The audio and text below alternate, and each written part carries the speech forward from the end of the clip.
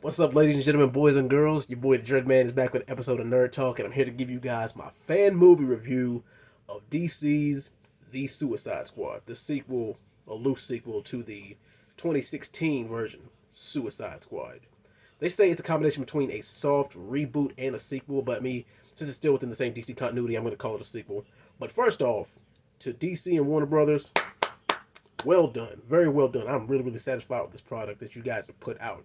And second of all, like before I really get into the review, I gave the original Suicide Squad a few years ago when I reviewed that one. I gave it a 7 out of 10, and I'm still gonna stand on that because I still don't see what. I mean, even though I will go ahead and just say it right flat out, the Suicide Squad is better than the OG Suicide Squad came out in 2016. But I really don't see what a lot of people's problem with it was.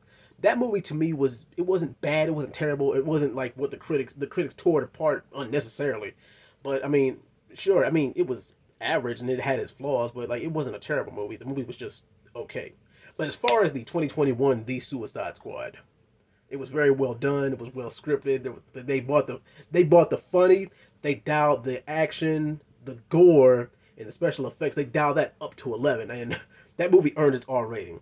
This movie is like what happens if Tropic Thunder had a baby with the Expendables, and you throw DC and you throw obscure DC comic characters into it.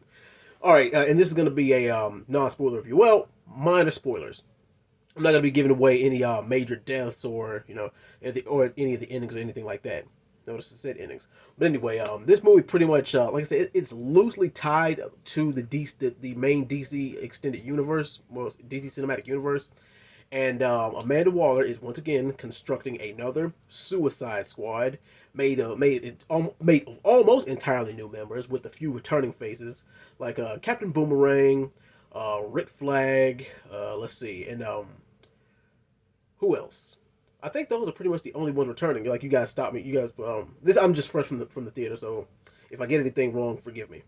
But yes, 90% of the cast is pretty much new obscure characters like TDK, Mango, Polka Dot Man, Ratcatcher 2, Bloodsport, Peacemaker, King Shark, and the list goes on and on. Like I said, this is pretty much DC Comics and Warner Brothers version of the Expendables. But yeah, as far as the story goes, each character has their own little individual arcs that pretty much tie into the overall picture. This is a team of mercenaries and B and C level villains that are brought together against their will to stop a greater threat. That's pretty much the premise of Task Force X, aka Suicide Squad. But yes, I believe that the most entertaining character arcs in this movie to me were, of course, Bloodsport, because he's a lot of people say that he was just a stand-in for Will Smith's Deadshot, but they are two completely different characters, especially when it comes to their weapons abilities. I mean, they're both sharpshooters, but I mean, as far as Bloodsport's ability to be able to teleport weapons, that's what sets him apart. And Ratcatcher 2, she was like that quiet, sympathetic character who ended up being the heart and soul of the team. Because think about it, her power is that she can control rats, and that she was always an outcast, and rats were her only family. That along with her father, who's the original rat catcher, and of course you got King Shark, who also served as the comic King Shark and comic relief. King Shark and Polka Dot Man served as the comic relief, but also parallel to the big tough burly action guys. Bloodsport, you got John Cena's character Peacemaker, who was, like I said, they're kind of parallel, but thing is, they're both these two macho alpha kind of guys who are good at what they do, which is assassinating people. But yeah, you see the similarities and the huge differences between their characters too. And Viola Davis is Amanda Waller. Amanda Waller is a complete asshole, but guess what? She rocked that role. She did whatever the hell that she's supposed to do. She made you dislike her, but she made you respect her authority. Now, Rick Flag. Joe Kinnaman is Rick Flag. I feel like he didn't get enough to do in the last Suicide Squad movie, but man, with what they give him to do in this movie, he really does dial it up to the max. Man, I mean, he's not just a hard-nosed military guy, but they give him a personality. They give him more action. They give him more of a role to complete. And his communication and his chemistry with the other characters around him, it gives him that role. So yeah. And also, the side villain in this movie is called the Thinker, but he's just a puppet on a string, minor spoiler, for the real villain, which I'm not going to reveal. But then again, if you guys have seen the trailers or if you've seen the movie yourself, then you know exactly who and what I'm referring to. Now, as far as any major flaws in this movie, like, there's a couple of times when it drags a little bit, and I guess you can kind of say this is nitpicky, but as far as they didn't explain some of the character origins the way they should.